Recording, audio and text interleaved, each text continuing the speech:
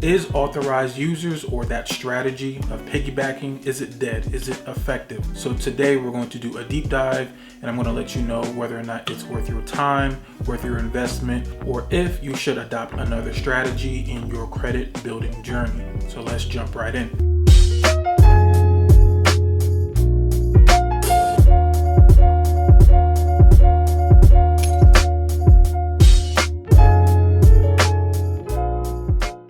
Alright, so first and foremost, what is a trade line? Because we're talking about trade lines and adding trade lines onto your credit profile. So a trade line really is just any account that is reporting to your credit profile. So if you get a loan, if you get a credit card, you add that onto your credit profile, you just added a trade line. So what is an authorized user, or an AU?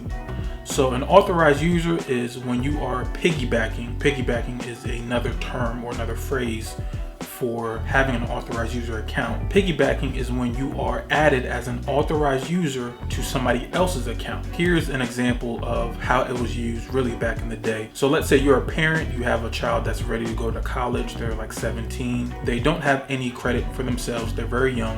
What you can do is, as a parent, you can add your child as an authorized user on one of your established older accounts. And a couple of things is going to happen. Your child is going to be able to have some activity. Your child is going to be able to take some of the benefits of your already existing account. So a lot of that payment history, the utilization, if you're keeping your utilization low as a parent, when you add your child onto your account, your child is going to be taking some of those good benefits. So that way, when your child is ready to go ahead and get their own credit card, they're not going to be starting from scratch. There's going to be a little bit of a boost there to their credit profile. When it's time for them to get their own credit card, they're not starting from scratch. There's going to be a little bit something there from piggybacking off of their parent's account. Now, based off that description, you can see how other people may want to go ahead and utilize that strategy for themselves, whether or not it's a family member or maybe you're paying somebody else to use their trade line. So that strategy has been used over and over and over again,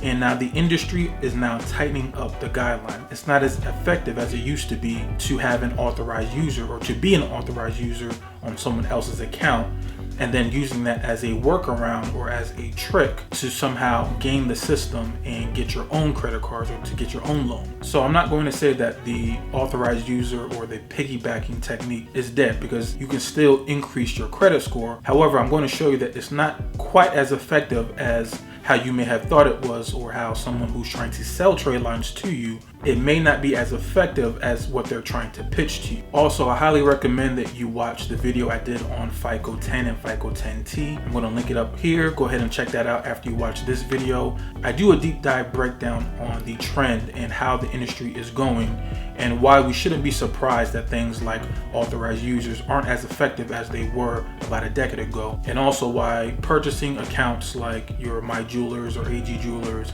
over the past few months, we've seen quite a bit of controversy around those accounts where you just pay someone, they add a trade line, and it may no longer report correctly. Or we're starting to see that FICO or Fair Isaac Company is now starting to penalize people for having those type of accounts. So a lot of things are going on. Again, I highly recommend that you check out that video above. A lot of good gems are in there. But aside from taking my word for it or my opinion, let's go look at some quotes of what the industry is saying about AUs and authorized users. Okay, so first let's check out University Federal Credit Union, UFCU, and I quote, "One major difference between FICO 8 and the previous model is that authorized user accounts will no longer be used in calculating credit scores.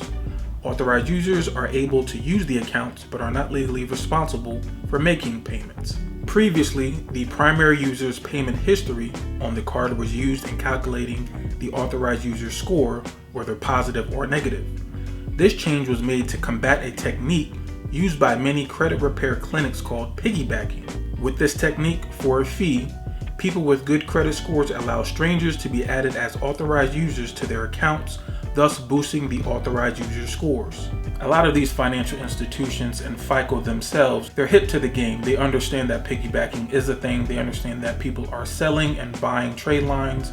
They're aware of it, and they are actually changing the scoring model so that AUs aren't even as effective in order to go ahead and qualify, which is why a lot of people are buying trade lines to begin with. They're not as effective as you think. Let's check out Experian.com. How being an authorized user may impact getting a mortgage. Being an authorized user can help improve your credit scores, especially if the account has positive payment history. When it comes time to apply for a mortgage, however, an authorized user account may do more harm than good. For starters, some mortgage lenders may object to authorized user accounts in general, especially if you don't have many active credit accounts. If you're 30 years old and you're an authorized user on your parents' 15-year-old credit card account, a mortgage lender may view the resulting credit score boost as a poor measure of your own credit card management skills. So now this is coming out of the mouth of one of the biggest credit repositories, Experian, and they're basically shedding light on the fact that a lot of lenders, again, they're hip to the game. If you're planning on buying an authorized user account and trying to get a loan, not only is it not going to work and be calculated into the score and into the underwriting, they're going to throw it out completely. And if you're somebody that hasn't really developed and built up your own primary trade lines and you're just buying authorized user accounts and you're going to the bank and you're going to the lender, they're going to look at you kind of funny style because you're not going to look like you're somebody that is responsible and taking care of your finances correctly. Again, keep all of this in mind when you're thinking about spending $1 on buying an authorized user account. Now, here's another good article that I like. This is from businessinsider.com. And the reason why I like this is because they actually posted an article from a previous banker, and he's actually letting you know what a banker actually thinks about when they see a credit profile come across their desk with an authorized user account. Let's see what they say. When an application landed on my desk, I will start out by printing the applicant's full credit report on paper. This was a company-wide policy to ensure every applicant had the same experience and we treated every application fairly. My first step would be to find accounts marked authorized user. These are usually credit cards where you have a card but they are not responsible for paying the bill. We wouldn't give credit for those and we wouldn't penalize for them, though they do factor in your credit score. I would just cross the account out on the page and take it out of consideration. And there are tons and tons of other quotes and articles and resources out there that are all basically saying the same thing. If you're trying to go ahead and finesse the system or try to find a shortcut, it's really not going to work like how you think. These banks and these lenders, they're no longer stupid. They have FICO creating and upgrading and updating the FICO scoring model from FICO 8 to FICO 9 to FICO 10 and 10T. Every iteration is getting smarter. They know how to weed out people that are trying to game the system and the people that are really doing the step-by-step quality actions that are actually building a quality profile. So you can kind of see where I'm going in the terms of would I recommend this or not. But again, I'm going to be as impartial and objective as possible. If you still are planning to buy an AU, here are a couple of things you might want to pay attention to. Number one, make sure that the AU that you are buying is actually going to report to your credit profile. So one of the major examples is American Express. American Express is known for not backdating how they report their credit cards. So if you are planning to purchase an AU from somebody, let's say they have an American Express credit card and they had that account for 10 years, and you go ahead and you purchase that AU from them and it's from Amex. Once that account hits your credit profile, it's not going to report that it's a 10-year-old account. It's going to report that it's 5 days old or 10 days old. Whatever time that credit account hits your credit profile, it's that days old. So off the bat, you are losing payment history, which is kind of the point of getting an authorized user. You are wanting to piggyback off the positive history that somebody was actually doing. So if that positive history doesn't come on your credit profile, what's the point of even getting the AU? So be mindful of the type of credit card accounts that you are trying to be an AU on. Stay away from Amex. If you plan on trying to, let's say, sell or to try to hustle your own primary trade lines, let's say you have an account that's 10 years old, 15 years old, and you're thinking, I might be able to get a couple of dollars if I sell authorized users on my account.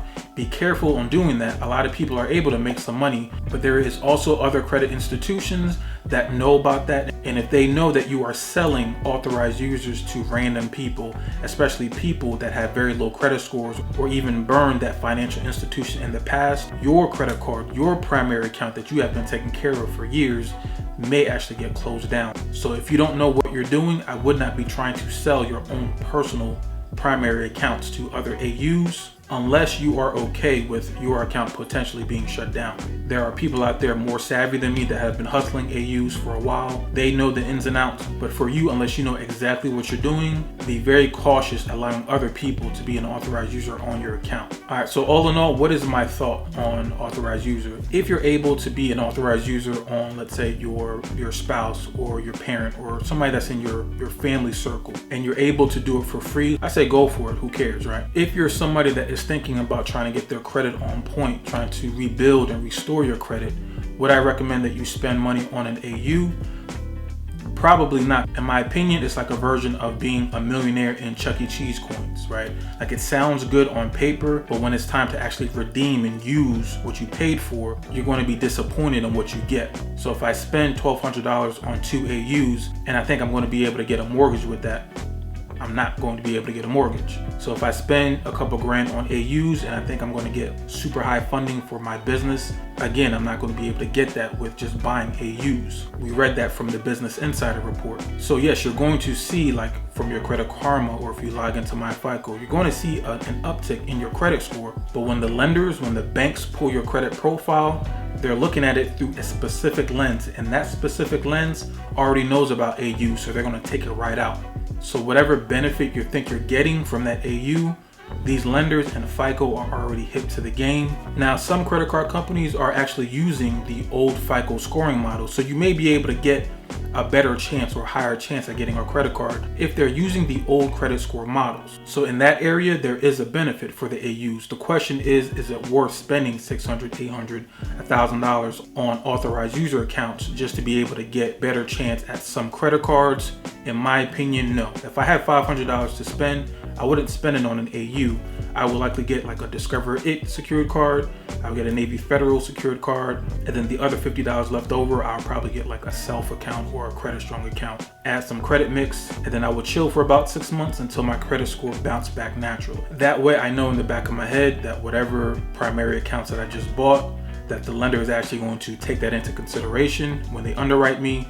That would be my strategy if I had to do it all over again. So I'm sure the comments are going to be pretty spicy, but I'm here for the open dialogue. I appreciate that. Go ahead and like and subscribe. Give me your thoughts, give me your comments on if you have an AU, what are your thoughts on AUs? And more importantly, what type of accounts were you able to get once you added those AUs to your account? So again, this is all I have for you for today's video. Hope you enjoyed, and I will catch you in the next video. Peace.